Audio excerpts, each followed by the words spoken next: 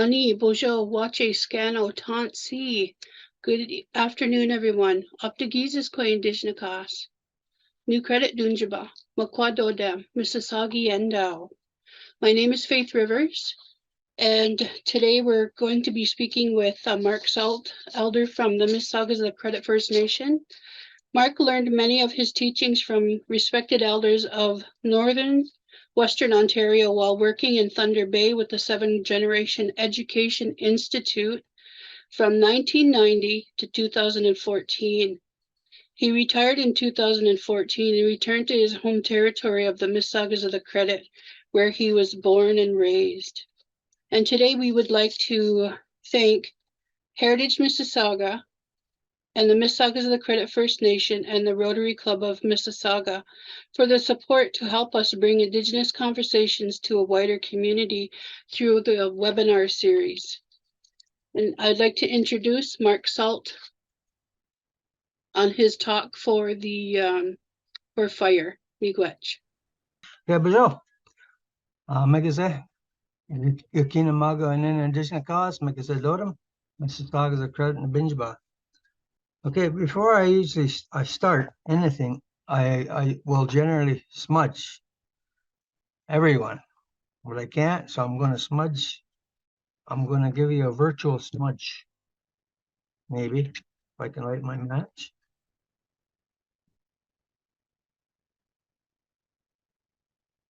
And this is what we're talking about today.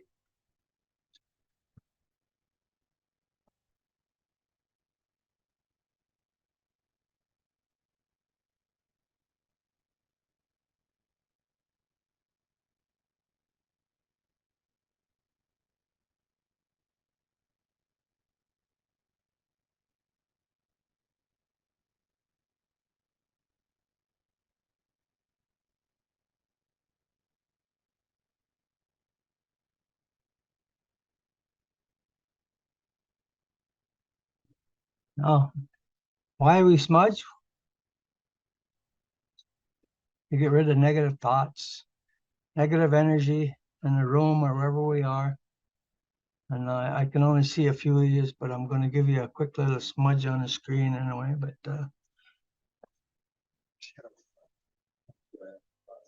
and why we smudge our ears? So we hear good things, we see good things, and we speak the truth, good words when we're talking. Anyway, we're going to talk about not just the sacred fire, fire in general, but we're going to start with sacred fire. We've had the sacred fire for generations and generations, and it's used for so many different things, but it's usually for when we start a ceremony, any kind of different ceremonies, and we have the fire itself, the traditions and protocols that are followed in order to uphold integrity and sacredness of the fire. There are many lessons to be learned with the fire. Okay. Now I'm going to go with the protocols when we do have sacred fire. I'm going to move my smudge over here somewhere.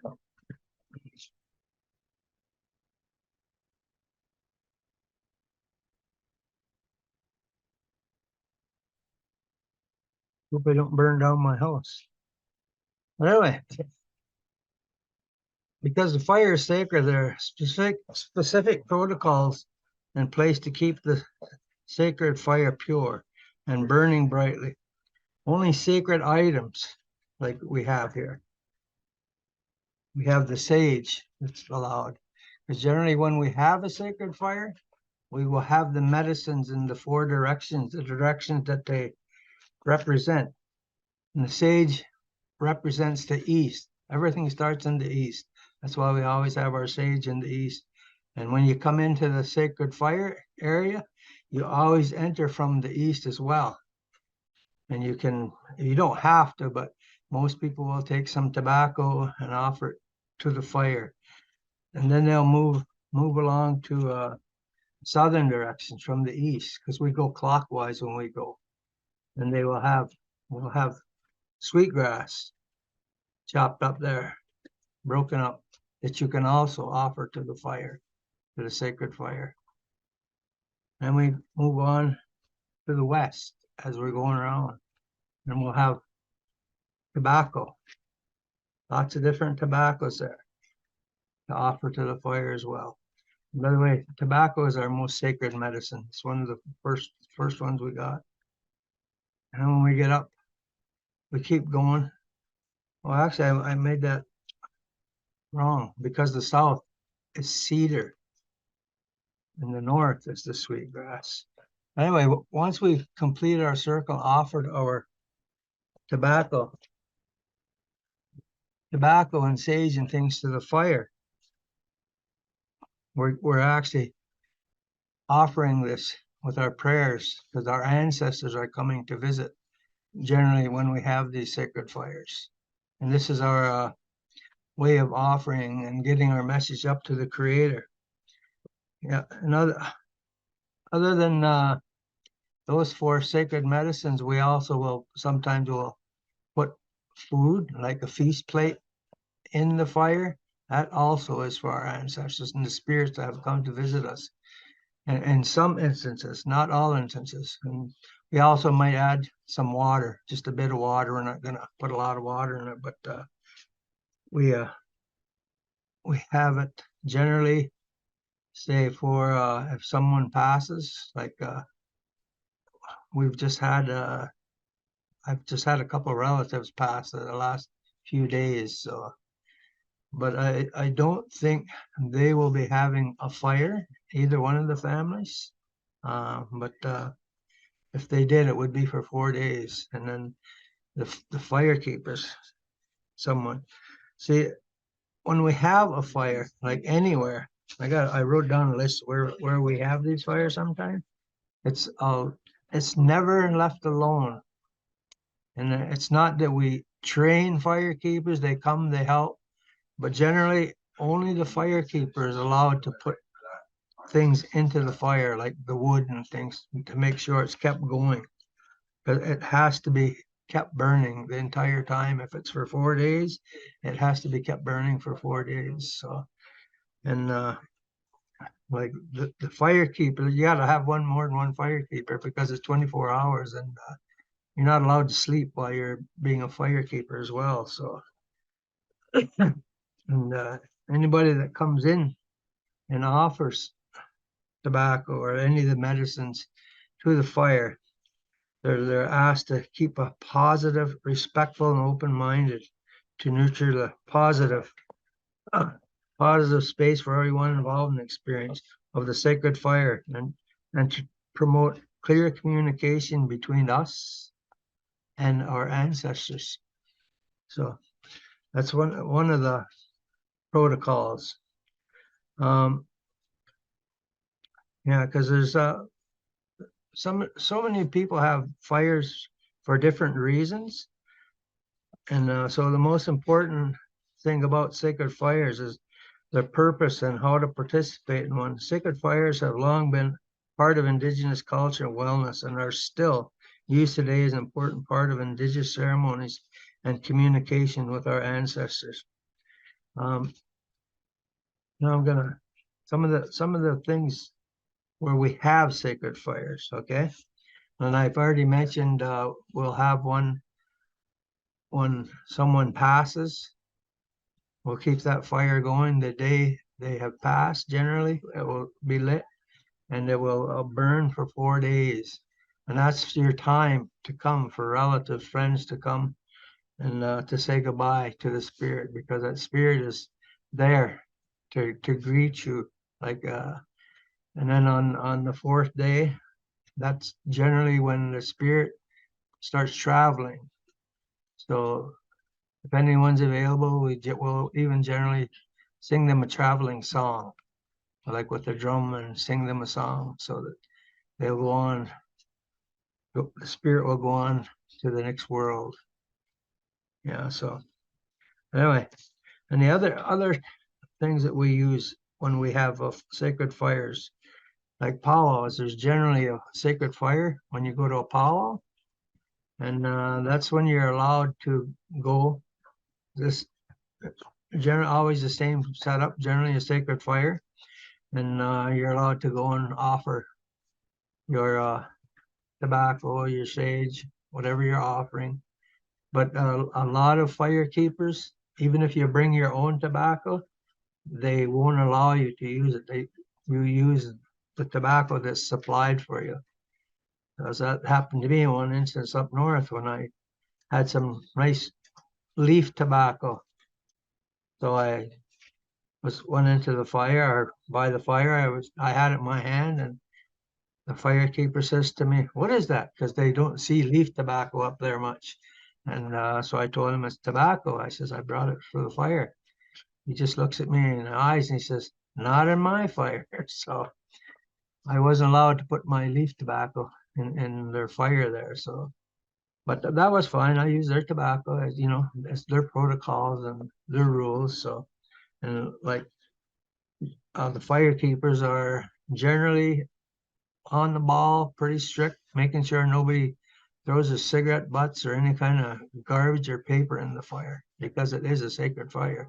And we don't want to be offering that kind of stuff to the creator or our ancestors. So, yeah. And another time we use sacred fire is before a sweat lodge when we're heating the grandfathers. Because what we do, it's like a lodge is built around with the logs, firewood around the grandfathers, the rocks I'm talking about. And that's how we heat up the grandfathers with that sacred fire. And it's the same, well, not the same protocol, different protocol, sweat lodge, but eventually, before you do go into the sweat, you are generally offering at least tobacco to that sacred fire to to give you a good start with the spirits that you're inviting to come visit you. So, and another one, the fires, not just sacred fires, but I got a couple more things I talk about with the fire, but the purpose of the sacred fire. The fire is traditionally used to start a ceremony or a sacred event. Not only does a sacred fire provide a respectful way to open an event or ceremony, but it plays a distinct role in the event as well. The sacred fire is considered a spiritual doorway that opens to a spiritual realm so that individuals can communicate through the fire. It is used to connect with our ancestors, communicate with them, and ask them that they respect our prayers. Overall, the sacred fire is used as a place to gather and celebrate. Often it lets us reflect on purpose on earth, either as the long beginning and birthing ceremonies or at the end when we go back to the spiritual way. So those are some of the other things that why we have the sacred fires. Like we had a lady who worked at our daycare in our community. And actually we have a men's group and a drum group, and one of the guys were actually a firekeeper. Well, a few of the guys were the firekeepers for that one. But the men were meeting that night, and we meet every Tuesday night. And we usually sing a few songs. So instead of going in the building, we all went over to the fire, and we sat there for a couple hours singing songs.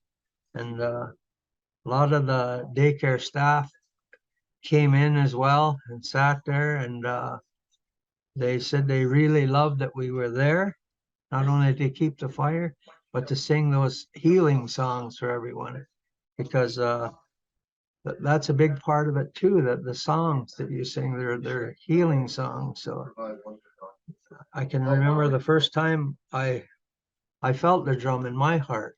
I was actually in our community center, our old community center, and I was actually standing in the kitchen, working in the kitchen, and they started singing an honor song. I didn't know it at the time, but it was an honor song. And I stood there and I'm start crying. That's how that felt. So that's one of the things as well. Let's see here. Okay. Now the sacred fires. Okay, they're sacred because it is used as it's one of our traditional wellness approaches. So it is an important part of Indigenous spirituality, communication with the spirit realm and our ancestors. It's a sacred practice meant to make individuals feel open, grounded, and connected with people on earth and those who have moved on. Now we I mean, you'll see fires in the community. People have fires, like they have them in their yard, and it's their own personal fire. Okay, they may want to have prayers, more prayers of their own. Like myself, if I praying as well, I'll use my pipe. That's pretty much the only time I use my pipe. It's just for prayers, and sometimes I'll use my pipe when we drum. Before we drum, we'll smoke the pipe. Everyone at the drum will smoke the pipe and stuff. And that's the same thing. Fire, the smoke, it's all going up. That's carrying our message to the Creator. Okay. Yeah, because we have fires at any kind of gathering or a ritual ceremony. And then usually it's a fire keeper themselves that will come and start the fire because it's the man's duty. It's not a law or big ruler, and it's just one of our traditions that the men are the fire keepers. There are some female elders who sometimes will be doing the smudge. They will not even light their smudge. They'll ask a male who is there to come and light it for them because that were the fire makers. And so cover that. I got a little something here about that. Traditionally, men are the fire keepers who maintain and watch over the sacred fire, while women attend the ceremony. This can vary depending on tribe or nation and the type of ceremony taking place. And most important part of to understand is there are certain people assigned the role of fire keeper, and they are the only people allowed to disturb the fire and stand watch throughout the ceremony. Some fires, they're not, they're not burning for 4 days, 2 days. It could be just a few hours while a ceremony is going on. Then after the ceremony is done, they just let it burn out. So yeah, that's part of mostly the sacred fire stuff.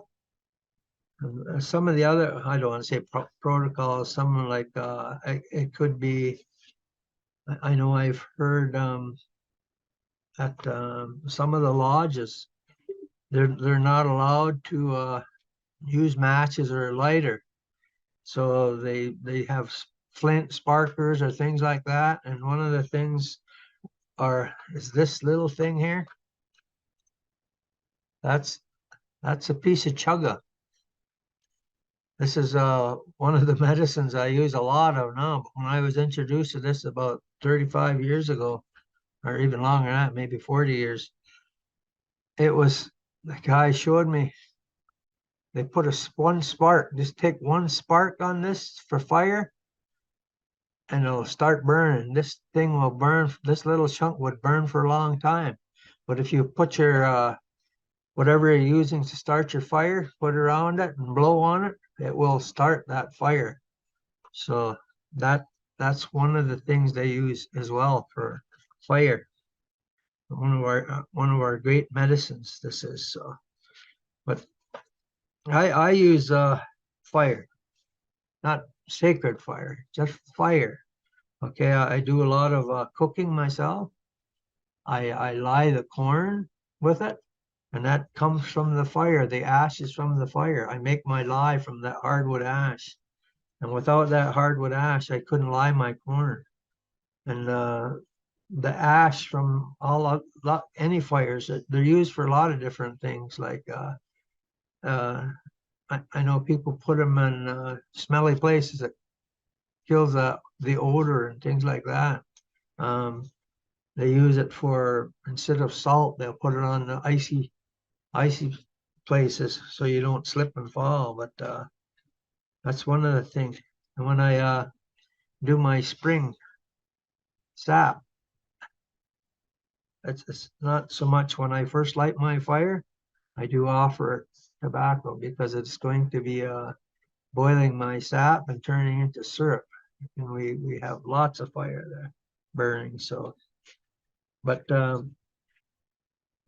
I mean, we use fire for like heating our homes and things like a lot of people still do have fire stoves, and that's good. That's where I get my ashes from my corn soup and stuff. So, but that's about it on sacred fires. And I mean, there's a lot of other uses for fires as well, but I'm not going to go into all that. So, but I guess we're open for questions now, or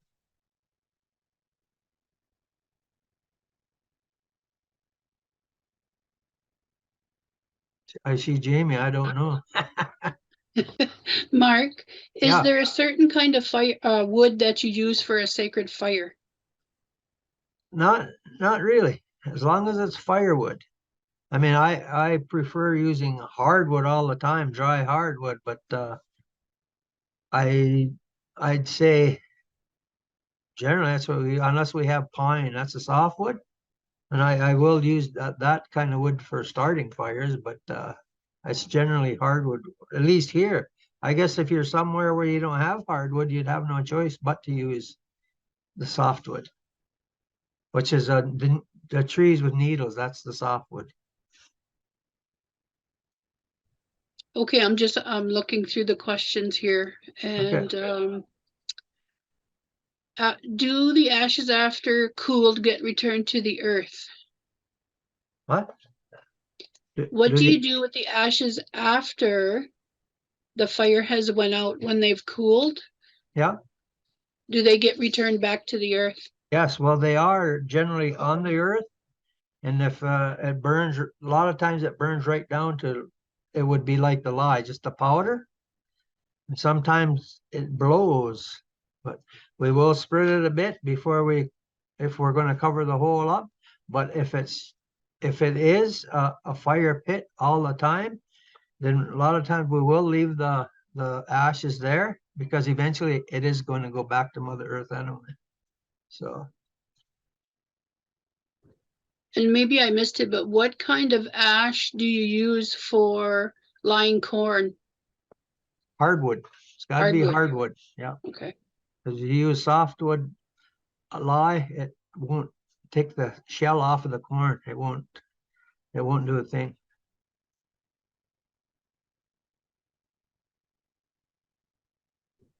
Okay, another question from Julie. Are sacred fires left to burn out or do you extinguish it? No, we generally let them burn out. Somebody's generally there watching to make sure, like, if it has to be stoked a little bit, the firekeeper will make sure it all burns down to just the ashes. Because you don't want to leave, chunks of wood and stuff there. So Okay, so from someone else here, can you tell us a little bit more about the chaga? Is it a medicine and a fire starter? yeah. Um I was gonna bring in a big chunk of chaga and show you what it looks like coming from the tree. But this is the inside of the chaga, this piece here. Okay, and yeah, fire starter, you can use the inside, the outside wouldn't start. It's hard like a rock on the outside chaga. And before we use, like I'll put it in chunks maybe this big, but I like to break them up smaller because it would make tea a lot faster.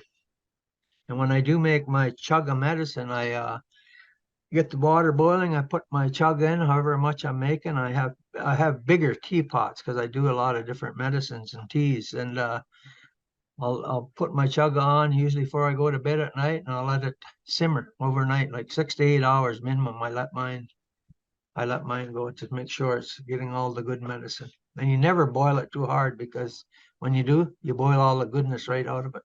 Any kind of tea, really. So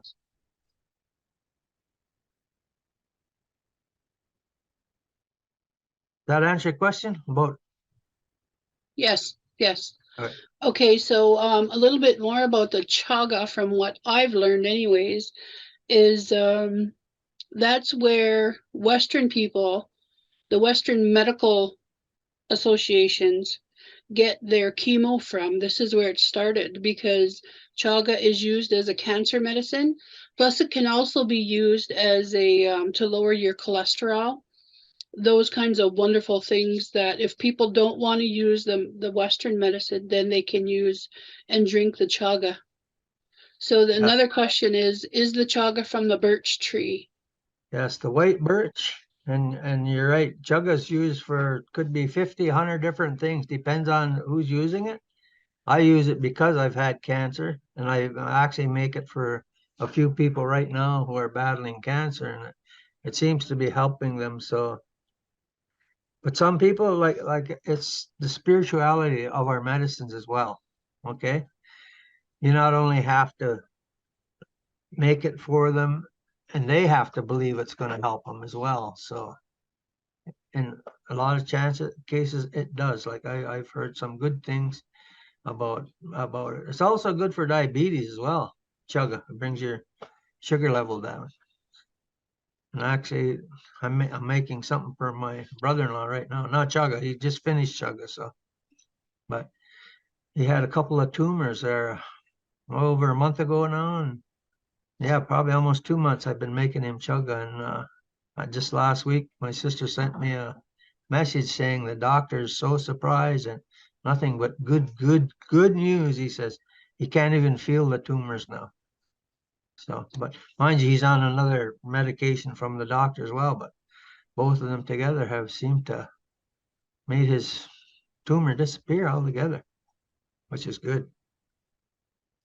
Okay, another question is it a mushroom? Yes, it's in the mushroom family, and I'm allergic to mushrooms, but I still use it. So, and it doesn't make me sick like a mushroom would. That's Yeah, it's interesting. the mushroom fungus family. You can.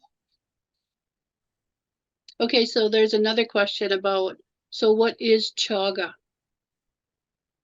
What is chaga? Yeah. Well, that's what it is. It's in the mushroom family. It's a fungus. Grows on the white birch, and it's not the easiest thing to find. Um, I usually collect mine when if I'm harvesting birch bark. That's when I'll keep my eye out for chaga, and if I see some, and if I need it, I will take it. I'll always offer my tobacco first before I take it.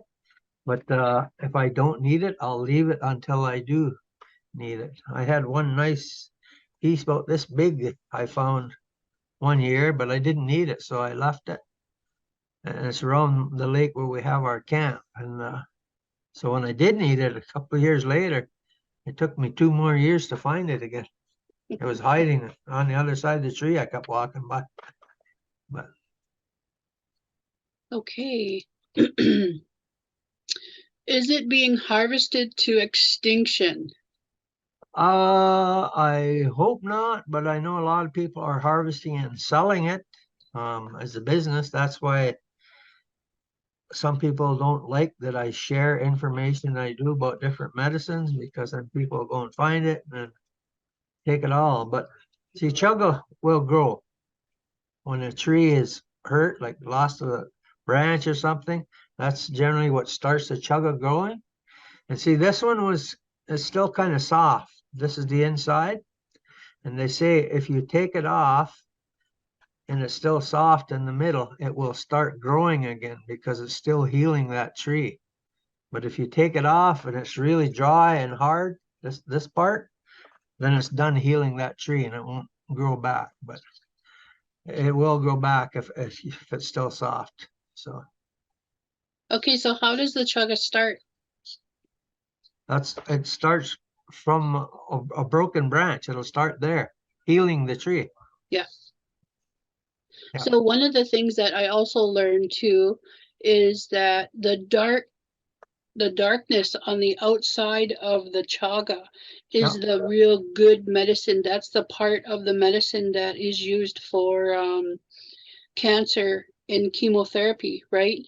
And so if you try to, because what some people try to do is they try to break that chaga and they can't because it's encased, it's locked in. They can't do it. You can break it up into pieces and stuff and use it that way, but all the dark black stuff on the outside is like the really good stuff, but all of it is great. Yep. Yeah, I mix mine. And when I break mine up, I'll take a chunk about yay big and I'll put it in a cloth, and I'll take a hammer or something and break them down to little chunks like this. And then if I bought a rasp way back when, I don't even know where it is anymore, but I'll make powder. But out of both the outside and the inside, mix them together. Because when you use chaga, you can reuse it 3 to 5 times. Okay. Hmm.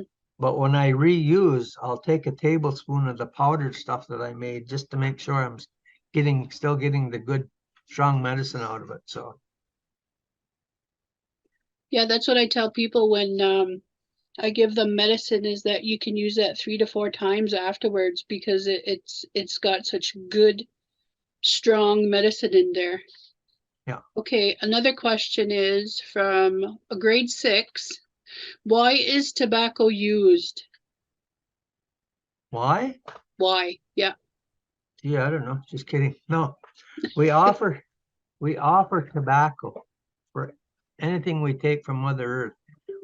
We're thanking Mother Earth. We're thanking the Creator for it. Like even when I'm taking sap from my maple trees, I always give thanks. And I give thanks when I'm done with the tobacco. It's not for smoking. That's not why we have the tobacco. We smoke it in our pipe, but not just tobacco. We use kinnikinnick. There's different things like the inner bark from red willow, mullein is all part. Different people make their kinnikinnick tobacco for the pipes, and then they'll add some of the tobacco to it. I always add some tobacco because sometimes just the kinnikinnick is really strong. And if you happen to inhale a little bit, you're not supposed to. It's rough on your throat. But yeah, no, that's why we use tobacco. Like I said, it's the first gift from the Creator to us, first sacred gift. And we offer that all the time. Even if I'm going out just to say a prayer, I'll put down tobacco to say a prayer for someone. So generally, even before I do something like this, I would go out and put tobacco down to ask for some good words from the Creator. So One of the things that I wanted to go back to in regards to the fire is when and you might have touched on this a little bit earlier, but when you see a community who is struggling, who may not have unity or may not have their spirit of the community. So I remember earlier what you had said is to light that fire to bring that remembering that because we all carry that blood memory, right, of that sacred fire. And when you light that fire for the community, what does it do for us? well, we've actually been talking about this for about a month of trying to have a monthly fire for the community. It it brings people together, and it allows them to talk. And even if we pass a feather on, if we're doing a circle, they'll feel safe around that fire. And we'll smudge everyone who comes in, and you're just there to communicate with each other. You could tell stories, legends. You have anything you want to share with people there. That's one of the things we're talking about, because when you do see it, when we do have a fire like the one we had for the lady there that passed away at the daycare, and that was great, and people loved it, and that's kind of where the discussion came from of we should do this more often, like, and get community. We could, you know, have the drum there, and it'd be great. So Okay, that's amazing because that's what's going to happen. Just to let you know, so you're on my radar. oh, Okay, how long can you keep chaga? how long? Well, when it's dry, I'm saying it's going to keep as long as you want. It's just like our food that we dry, like our corn, our wild rice. Once you dry that, that's good for years. As long as you keep it dry, cool place, it's good for years. So, and chaga, some of my chaga I've had for probably 3, 4 years, I'd say. Some of it. That's why I'm not harvesting any the last few years. I haven't needed it, but now that I'm making more medicine for more people, I may need some, but I'm not going to go and harvest it if I don't need it yet. So big We'll lesson. work together on getting medicine, so we're good there. Yeah. With habitat loss, are birches endangered? Around here they are. Yeah.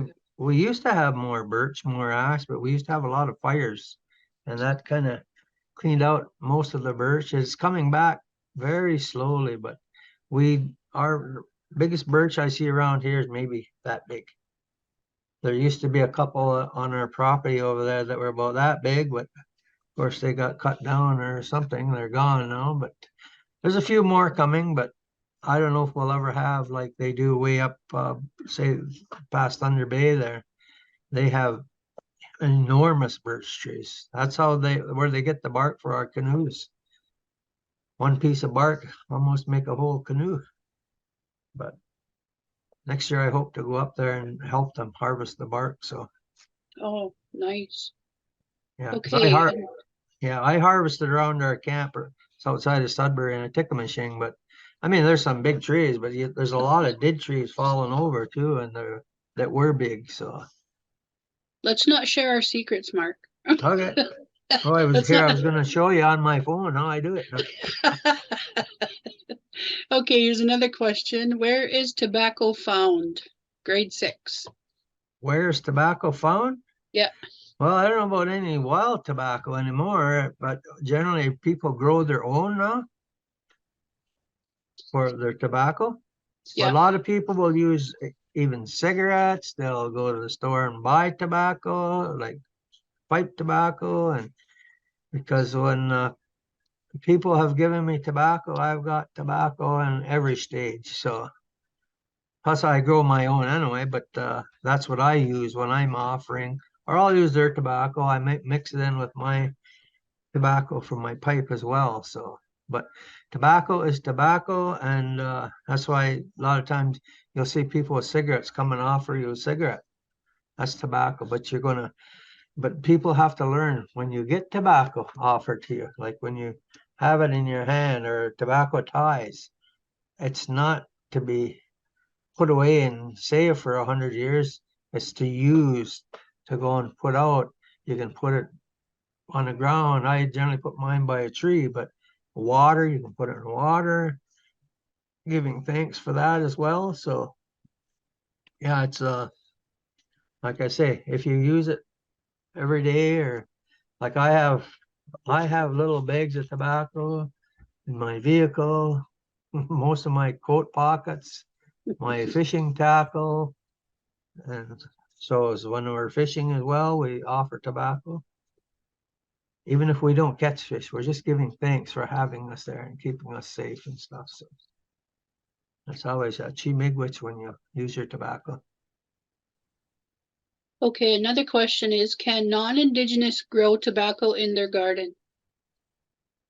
I don't see why not.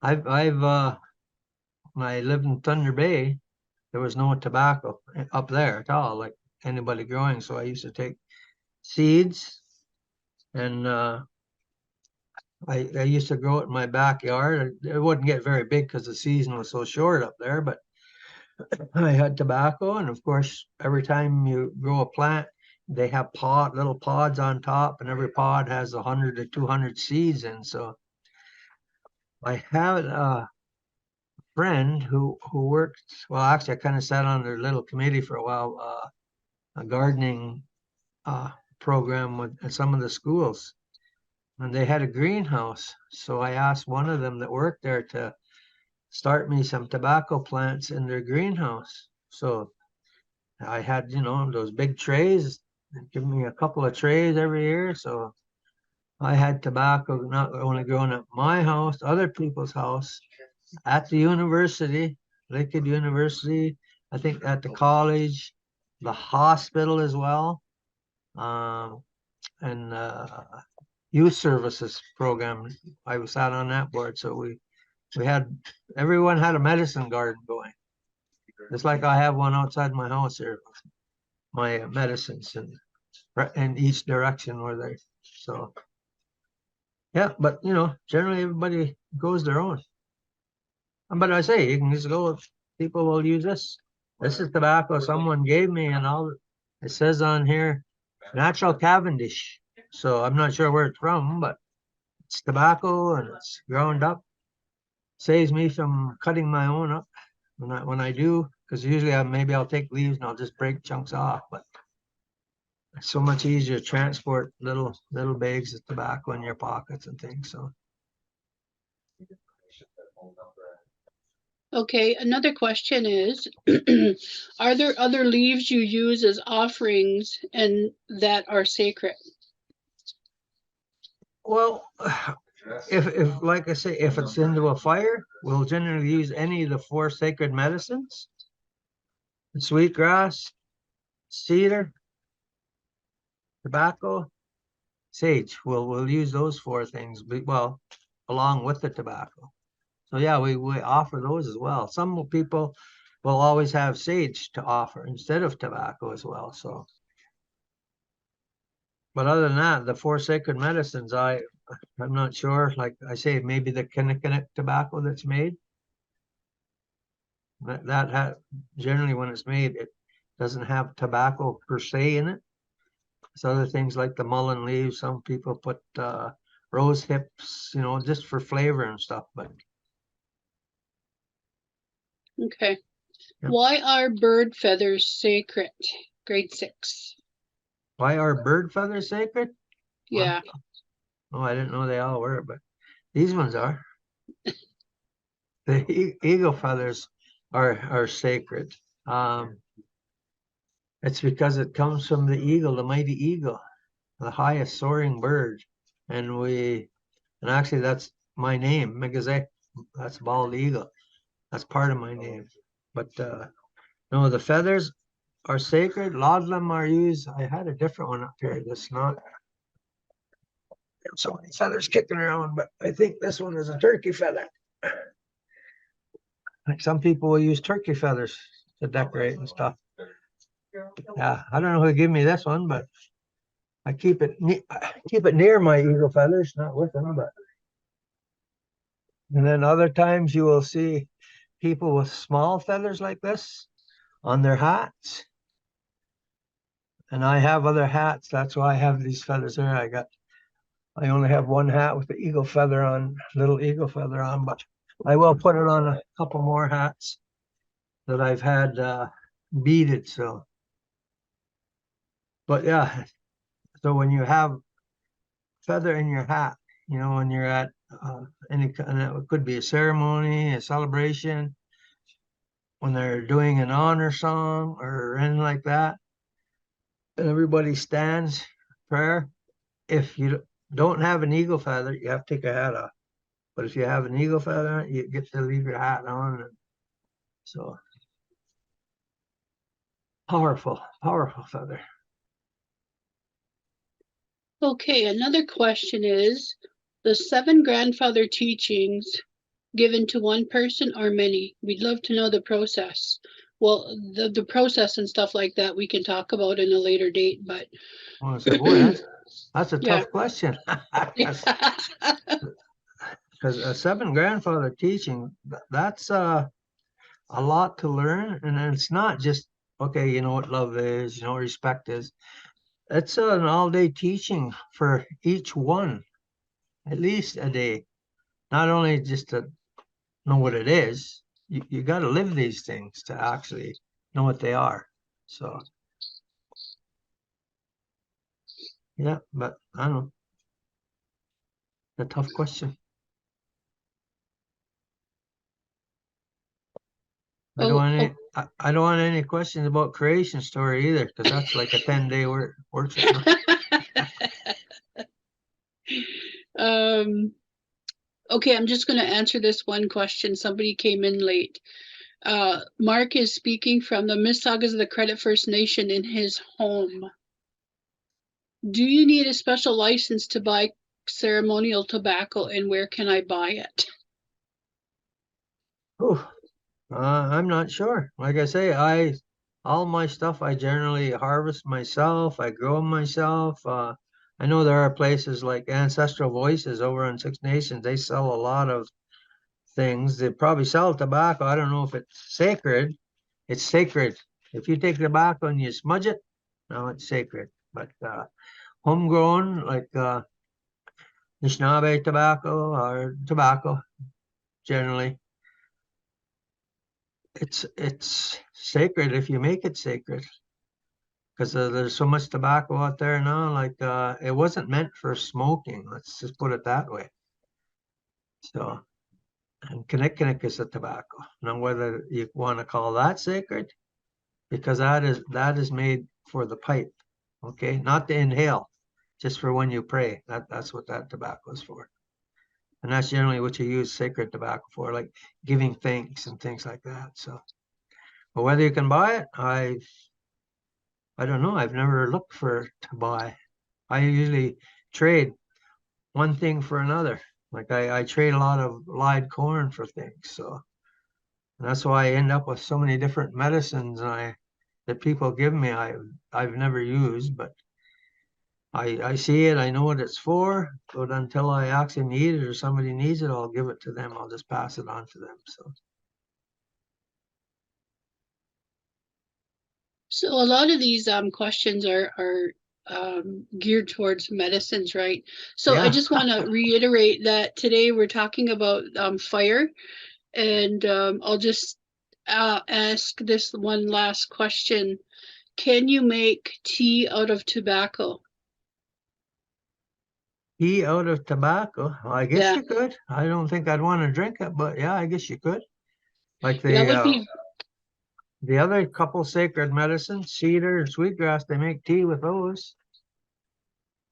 The And tobacco, I think, would taste very strong and bitter. yes, it would. And I don't know what if it had any medicinal purpose by drinking it. That'd be like maybe drinking nicotine or something. So I don't think I would. I've never seen or heard of anybody making tea with that. But the other medicines, like I say, sweetgrass, cedar, even sage tea, I've heard they use. So, but not tobacco. So, So the other question I'm going to answer here is we speak Anishinabe here, Julie, and that's what both Mark and I were speaking when we first started.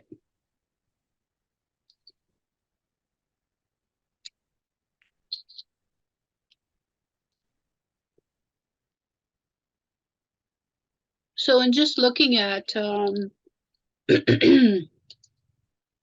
looking at what we're talking about today in regards to the fire. And one of the things that I always tell people is go to your heart center. If you put your right hand over your heart center, that's where your fire is, your spirit, and keeping that sacred in there because nobody can touch it.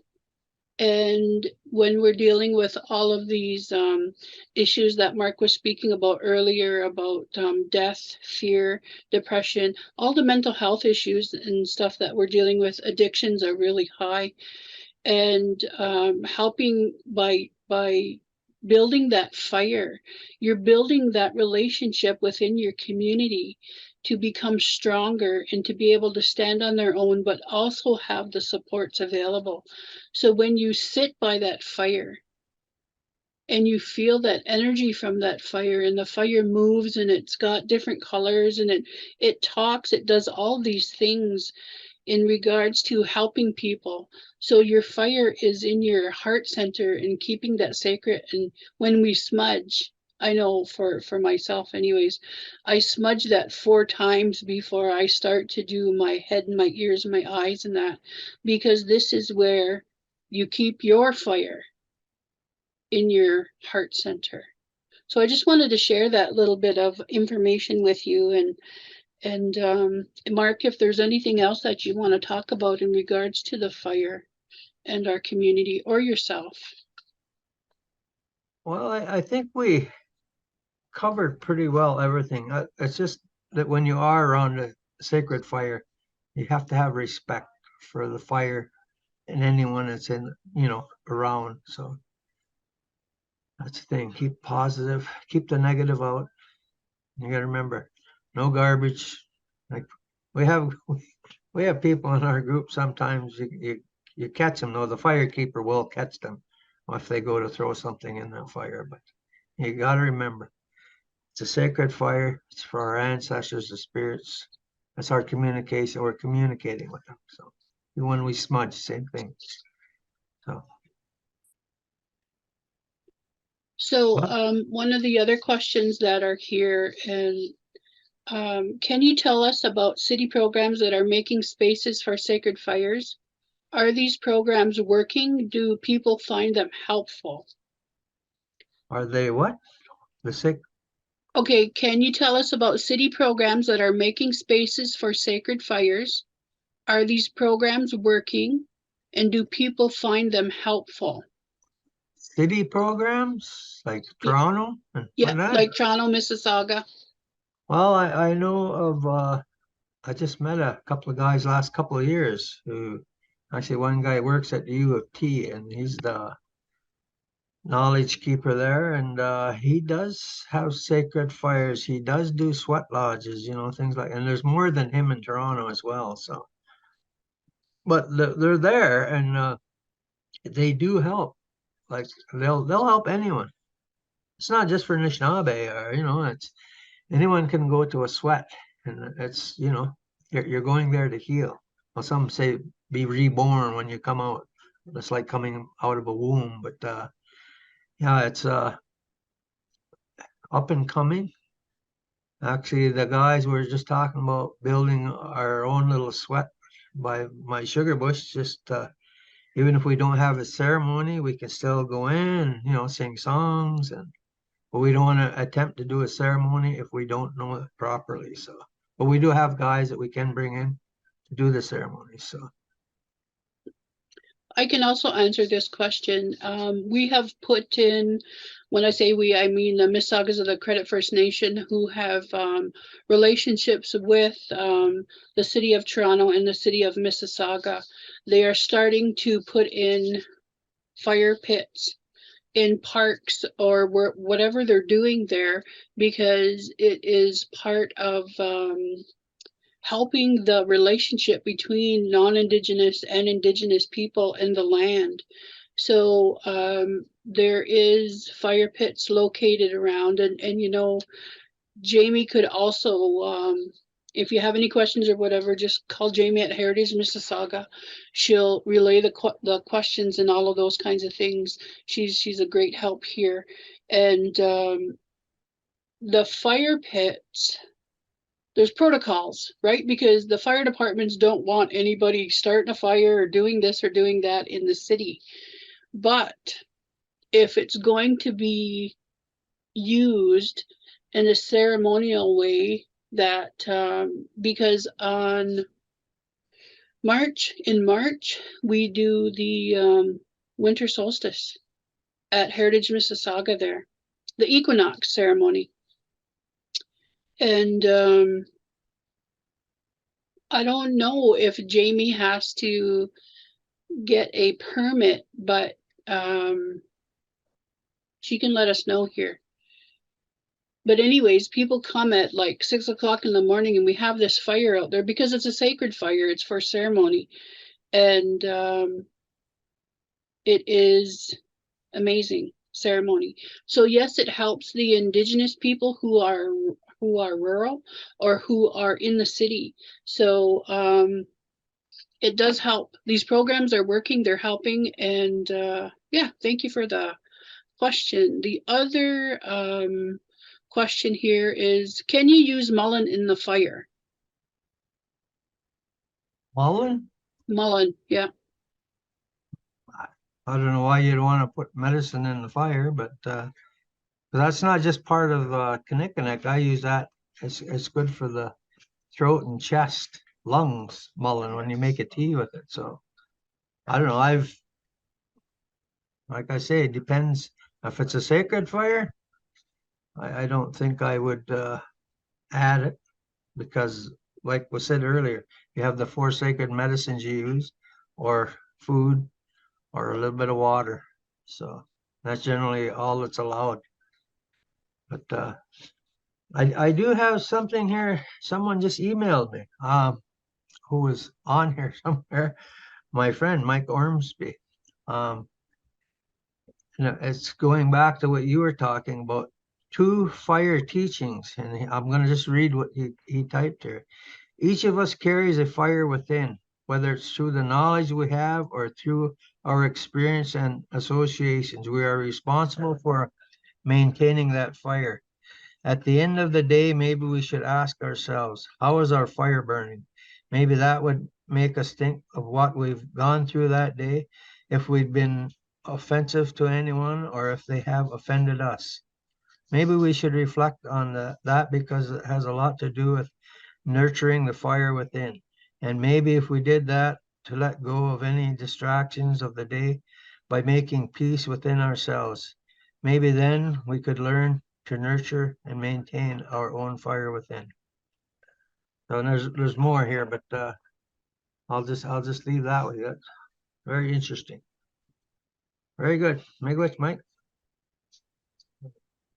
There's a lot of comments about they're very thankful for having this webinar and for people to learn.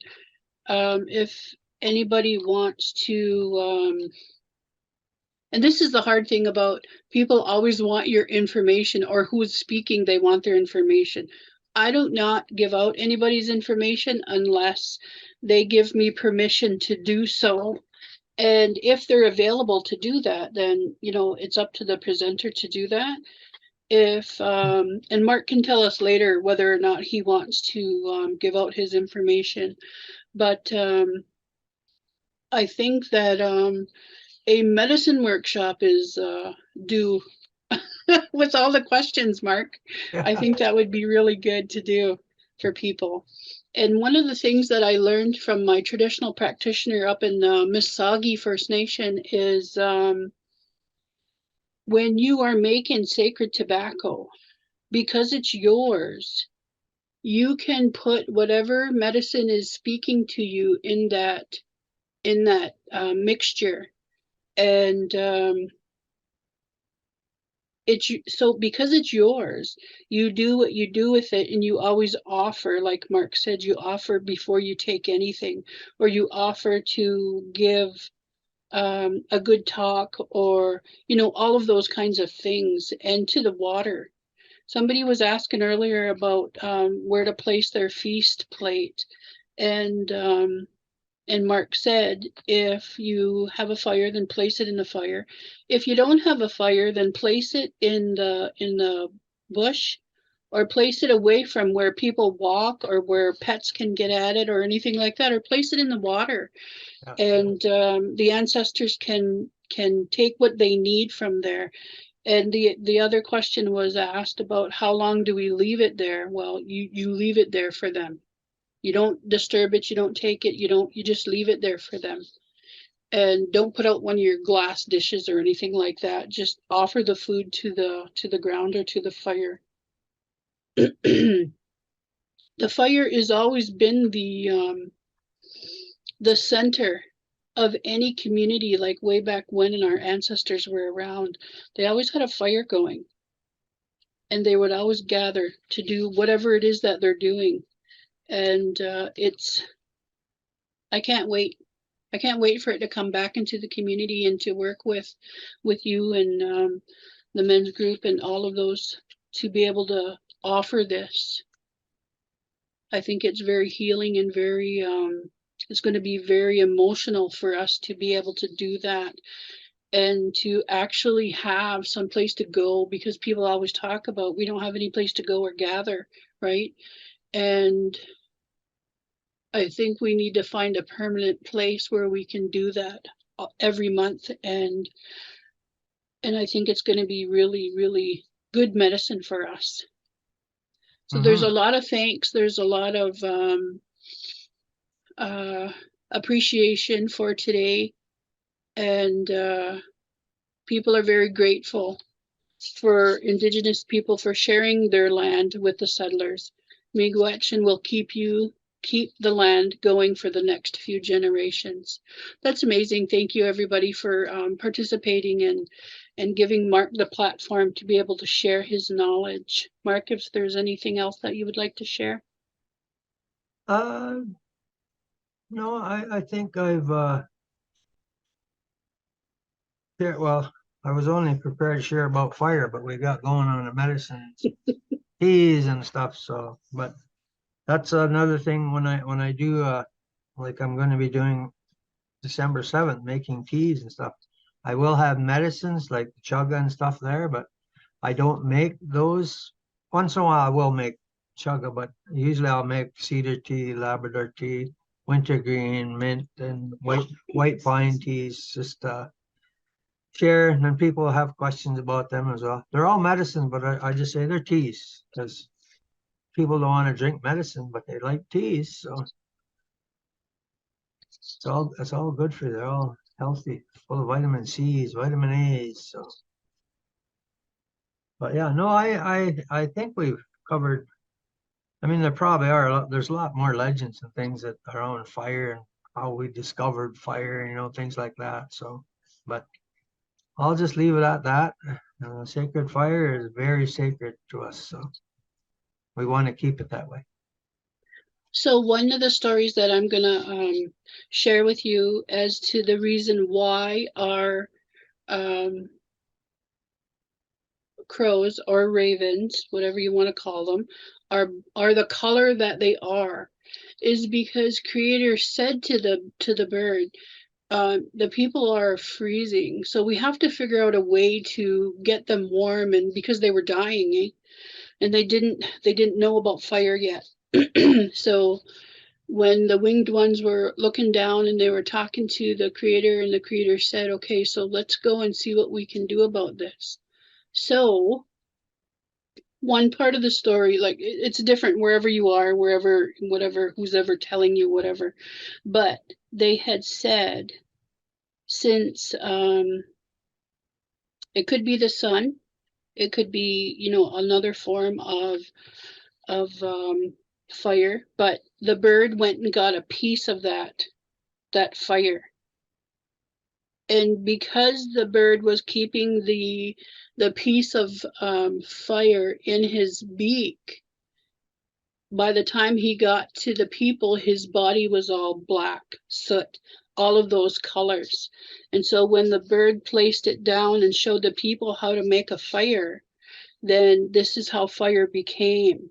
And this is why our crows or ravens are black, and the color black that they are, it almost looks like soot, right? So just wanted to share a little bit of that with you, and how we came to be, and how we had fire. Miigwech. Thank you for joining us today as we continue our Indigenous Conversations webinars. We would like to thank Mark Sault for sharing his knowledge in this series and informing us on the importance of sacred fires through an Indigenous perspective. We would also like to thank Faith Rivers for her continued support in this webinar series and as a director at Heritage Mississauga. Heritage Mississauga would like to thank the Mississaugas of the Credit First Nation and the Rotary Club of Mississauga for their support to help us bring Indigenous conversations to a wider community through this webinar series. Don't forget to like, subscribe, and follow us to stay up to date on upcoming programs and webinars from Heritage Mississauga as we continue to celebrate Mississauga's heritage through research, promotion, and learning.